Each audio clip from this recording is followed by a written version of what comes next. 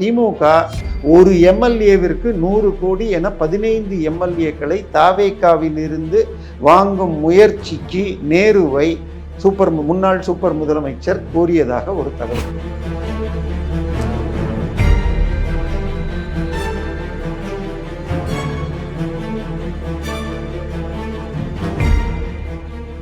Indie கூட்டணியில ஸ்டாலின் இருந்த இடத்தை விஜய்க்கு கொடுத்துட்டாங்கன்னா பிஜேபி 2வது இடத்திற்கும் திமுக 3வது இடத்துக்குமே 29ல போய் 2ல இருந்து 5 சீட்டு ஜெயிக்கலாம். விஜயை கலைப்பதற்கு திமுக இன்னும் முயற்சிக்கிறதா? தாவேகா எம்எல்ஏக்களை வாங்குகிறதான சந்தேகம் தொடர்கிறது.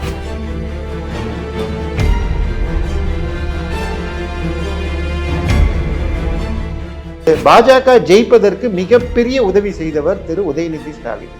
இதே உதயநிதி ஸ்டாலின் சனாதன ஒழிப்பில் பேசினார். நேற்றைக்கு தாவேகாவுடைய மதுரை எம்எல்ஏ எங்களுடைய கொள்கையே ஈவேரா அம்பேத்கர் வழி, நாங்களும் சனாதனம் ஒழிப்போம் இருக்காங்க. திமுகவும் தாவேகாவும் ஒரே மட்டையில் ஊறிய எழுந்த குட்டைகள் தாங்கிறது தெளிவாக தெரிகிறது.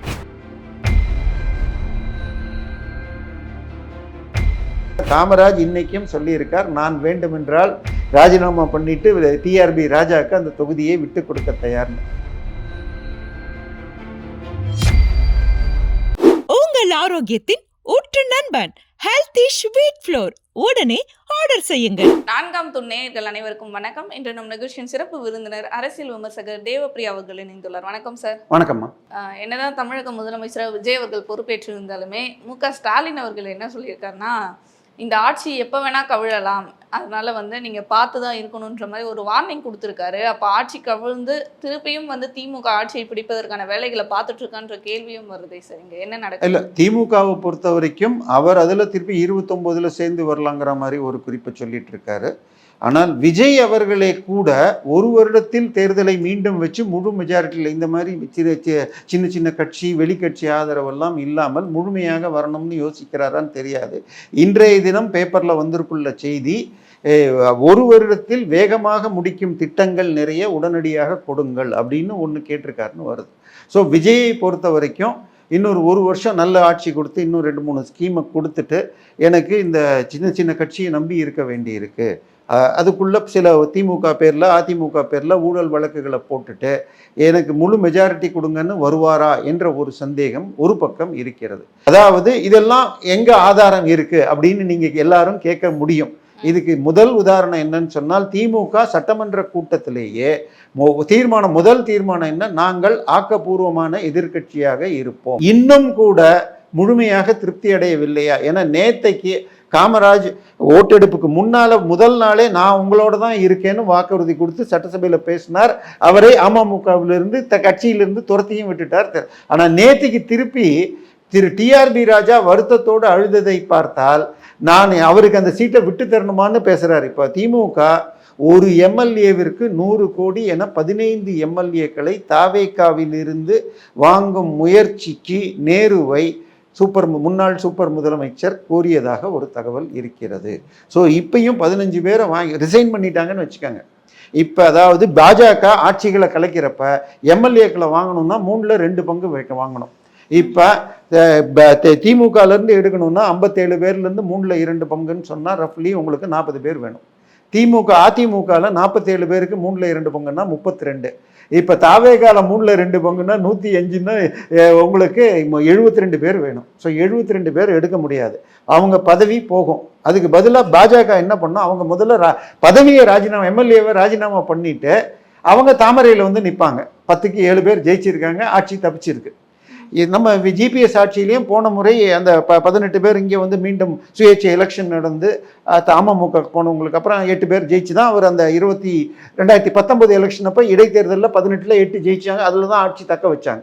ஸோ ஒரு 15 பேர் 100 சி கொடுத்தால் அவங்க மந்திரி பதவியை ரிசைன் பண்ணிட்டு இங்கே வந்தால் அது காலியாக 6 மாதம் இருக்கிறப்ப இருக்கிற மெஜாரிட்டியில் 115 அதிகம்னா திமுக ஆட்சி வரலாம். அந்த முயற்சி இன்னும் தொடர்கிறதான்னு தெரியல. ஏன்னா காமராஜ் இன்னைக்கும் சொல்லியிருக்கார், நான் வேண்டுமென்றால் ராஜினாமா பண்ணிட்டு டிஆர்பி ராஜாக்கு அந்த தொகுதியை விட்டு கொடுக்க தயார்னு. ஏன்னா திருமாவளவன் அவர்களே சொல்லியிருக்காரு, நீங்க அதிமுகல இருந்து வர எம்எல்ஏக்கள் அமைச்சர் பதவின்றதெல்லாம் கொடுக்க கூடாது அப்படின்ற மாதிரி. இல்லை, இதெல்லாம் கொடுக்காம இருக்க முடியாது. ஸோ ஏன்னா இவங்களை நம்பிட்டு போனால் ஒரு 2 பேர் போல் 118 பேர் 19 பேரை வச்சுக்கிட்டா 2 பேர் ஏதாவது ஒரு விஷயம், இப்போ உதாரணமாக இந்த 200 யூனிட்டுக்கு கட்டுப்பாடுகள், அடுத்தது திமுக பேரில் எஃப்ஐஆர் போடக்கூடாது, இந்த மாதிரி ஒன்னொன்றுக்கும் போட்டால் நடத்த முடியாது. 27 25 பேர் கிட்டத்தட்ட வந்திருக்காங்க. 32 சட்டப்படி வேணும். ஆனால் அதிமுகவுடைய கொறடா யாரு, இது சட்டமன்ற தலைவர் யாருன்னு இன்னும் டிசைட் பண்ணல. சபாநாயகருக்கு முழு பவர் இருக்கு. சபாநாயகர் 90 நாள் வரைக்கும் இழுக்கலாம். சபாநாயகர் 90 நாள் கழிச்சு முடிவு எடுத்தால் அது ஹைகோர்ட்டு சுப்ரீம் கோர்ட்டு போனால் 2 வருஷம் 3 வருஷம் ஆகும். 23வது வருஷம் டிசம்பரில் தெலுங்கானாவில் தேர்தல் நடந்த பொழுது இது தெலுங்கானா ராஷ்ட்ரிய சமிதி அல்லது பாரதிய ராஷ்ட்ரிய சமிதி, அந்த சந்திரசேகர் ராவ் கட்சியை சேர்ந்தவங்கெல்லாம் காங்கிரஸுக்கு போனவங்க சட்டப்படி அவங்க இது கட்சி தாவலில் டிஸ்மிஸ் பண்ணோம். ஆனால் சபாநாயகர் மாற்றி கொடுத்துருக்கார். அதை எதிர்த்து உச்சநீதிமன்றம் உயர்நீதிமன்றம் வார்னிங் கொடுத்தோம். நம்ம 26 23 26 2.5 வருஷம் இழுத்துட்டோம். ஸோ 15 பேர் தாவேக்காலேருந்து 100 கோடிக்கு இழுத்தால் திமுக முடியுமா என்ற முயற்சி கடைசி வரை செய்தார்கள். இப்பொழுதும் தொடர்கிறாரான்னு தெரியாது. ஏன்னா அவங்களுக்கு திமுக மீது எஃப்ஐஆர்கள் வந்தால் இடி உள்ளே வந்துடும். தடுக்கணும். நம்ம ஆட்சி அல்லது நம்மளுடைய பங்காளிகள் ஆட்சி வரணுங்கிற நோக்கம் இன்னும் போய்கொண்டுதான். இதெல்லாம் ஒரு பக்கம் இருக்க, திமுக அதிமுக தாவேக்கான அவங்களுக்கு உட்கட்சி பிரச்சனைகள் போயிட்டு இருக்கு. இதுல பாஜகன்றது அடுத்து என்ன பண்ணலாம்ன்ற யோசனையில இப்போ பாஜக தலைவர் நயினார் நாகேந்திரன் அவர்களே தொடர்வாரா, இல்ல அண்ணாமலை அவர்கள் மீண்டும் அந்த பதவிக்கு வருவாரான்ற கேள்வி இருக்கே சார், அதை எப்படி பார்க்கலாம்? பாஜகவை பொறுத்தவரை 95% ஒரு தலைவர் என்றால் 3 வருஷம் நடுவில் மாற்ற மாட்டாங்க. ஆனால் பதவி இந்த தோல்விக்கு நான் பொறுப்பேற்று ராஜினாமா செய்கிறேன்னு அவர் பண்ணுவாரான்னு தெரியல. அவர் மட்டும் காரணம் இல்லை. இன்னொன்று, பாஜக நின்ன சீட்டில் 3% வாங்கியிருக்குன்னா அவங்க நின்னது 15%, 27 சீட்டு, 234க்கு 15ன்னா 15% சீட்டு, 6-5-90ன்னு வச்சா 6-3-18, 18-20% ஓட்டை வாங்குறாங்கன்னு தான் அர்த்தம். ஸோ பெரிய தோல்வின்னு சொல்ல முடியாது. ஒரு சுனாமியில் தோத்துருக்காங்க. என்னை பொறுத்தவரை நயினார் தொடரலாம். ஆனால் அவருக்கு ஒரு எஃபிஷியன்ட் டீம், திரு எஸ்.ஜே. சூர்யா, அஸ்வத்தாமன் போன்றவர்கள் தினசரி நல்ல டிஎம்கே ஃபைல்ஸ் ஏடிஎம்கே ஃபைல்ஸ்னு விடணும். திரு அண்ணாமலை அவர்கள் டெல்லியில் இது இணையமைச்சராக பிஎம்ஓ ஆஃபீஸில் இணையமைச்சராக கூடுதலாக ஹோம் மினிஸ்ட்ரி கொடுத்தா சிபிஐ அவருக்கு கீழே வரும். ஸோ தமிழக அரசின் பல்வேறு விஷயங்களை அவர் கண்காணிக்க உதவும்.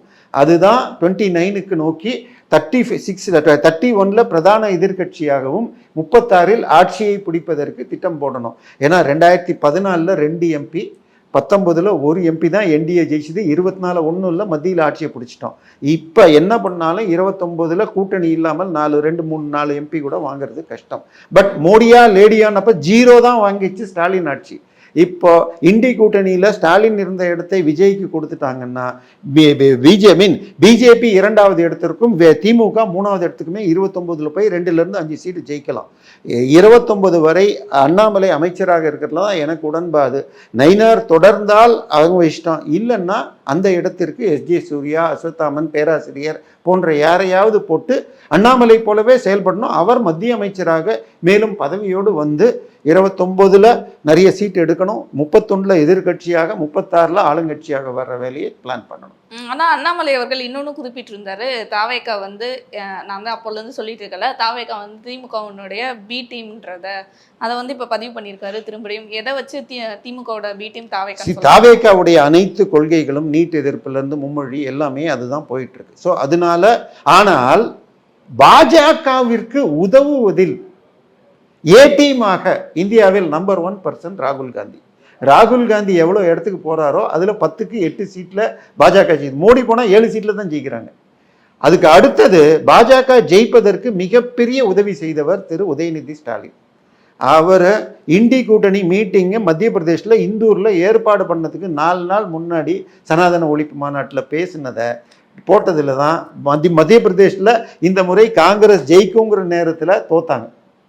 மத்திய பிரதேசில் அந்த கூட்டத்தையும் கேன்சல் பண்ணாங்க. திருப்பி இப்போ சமீபத்தில் பீகார் தேர்தல் நடந்த பொழுது மோடி போய் பேசுகிறார். அவர் சொன்னார், இந்தி கூட்டணி பீகார் மக்களை இழிவு செய்கிறது.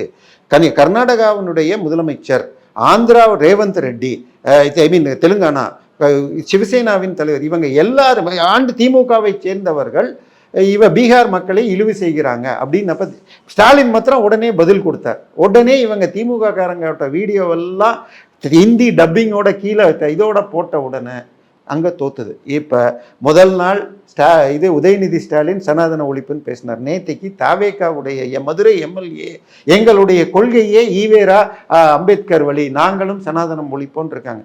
இதெல்லாம் அகில இந்திய அளவில் பிஜேபிக்கு உதவும். திமுகவும் தாவேகாவும் ஒரே மட்டையில் ஊறிய எழுந்த குட்டைகள் தாங்கிறது தெளிவாக தெரிகிறது. ஏ டீம் பி டீமே வேண்டாம். பட் மக்கள், தமிழக மக்களை பொறுத்த வரைக்கும் விஜய் நமக்கு நல்லது செய்வார்னு ஓட்டு போட்டிருக்காங்க. அதை அவர் காப்பாற்றணும். பட் விஜயை கலைப்பதற்கு திமுக இன்னும் முயற்சிக்கிறதா, தாவேகா எம்எல்ஏக்களை வாங்குகிறதான சந்தேகம் தொடர்கிறது. கண்டிப்பாக தொடர்ந்து பேசுவோம் சார் பல நிகழ்வுகளை பற்றி. நன்றி.